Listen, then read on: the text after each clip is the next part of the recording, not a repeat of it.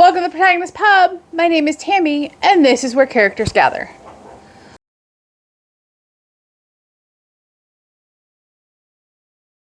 So, let's talk about my second quarter 5-star anticipated reads. How did I do? How well do I know myself?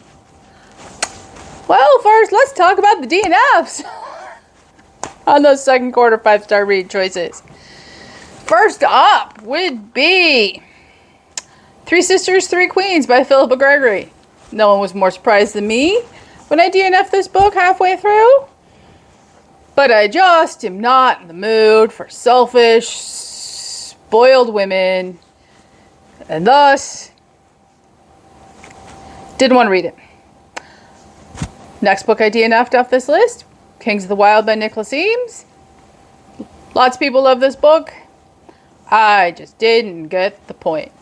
I was so tired of the rock band references and the old dudes going off to do stuff that 100 pages in, nixed it. Next up would be The Sun by Philip Meyer.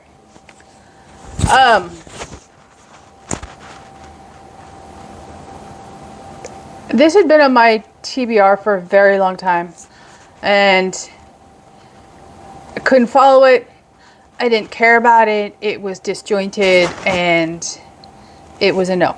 So those are the ones I have DNF'd. All of those except Three Sisters, Three Queens have already been donated to the library. They are in my second quarter unhaul video. So let's talk about the books I have yet to read off this list. And that would be, the first up would be, don't fall. The Curse of the Mistwraith by Jany Wurts. Not a reflection on this book at all. I am 200 pages into it out of 800 odd pages. I'm just not in the mood for fantasy. I'm just not in the mood for fantasy. So, and that is dense fantasy at that. So next up would be The Darkest Evening by Cleeves. Again, there is no reason why I have not read a Vera Stanhope book other than I just haven't picked it up. I need to stop that. I need to read this book. So, and then, no surprise to anyone, The Memoirs of Cleopatra by Margaret George. Again, I will love this book when I read it. I just need to sit down and read it. And I think part of the problem is that I'm making myself lists that I feel I've got to read. And that doesn't work for my brain. So, and on this list, the last two books are Labyrinth by Coulter. I have read that. I will find the video where I talk about it and link it down below. It is a contemporary romance thriller. It is completely clean. I have already donated the book back to the library.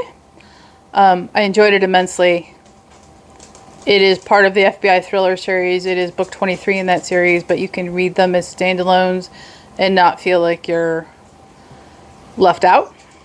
So go ahead and pick that one up. And then the last one on that list was The Cinnamon Roll Murder by Joanne Fluke. I have read this one. Got me out of a reading slump in the second quarter, like Joanne Fluke always does for me.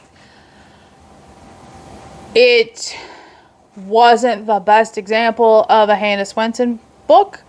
However, it did what it was supposed to do for me. It got me out of a reading slump. And for that, I am eternally grateful. Joanne Fluke is always good for me to get out of a reading slump. And thus, we have Hannah Swenson mysteries. Although I do watch the movies too. So that is my second quarter 5-star anticipated reads roundup. As you can tell, it wasn't a great quarter for meeting that goal, but that goal is completely arbitrary. I don't feel bad that I haven't been incredibly successful. Those books will get read, and they will get read when my brain is ready and wants to read them. So no pressure on myself. So that begs the question, am I going to do a third quarter anticipated reads? We will see.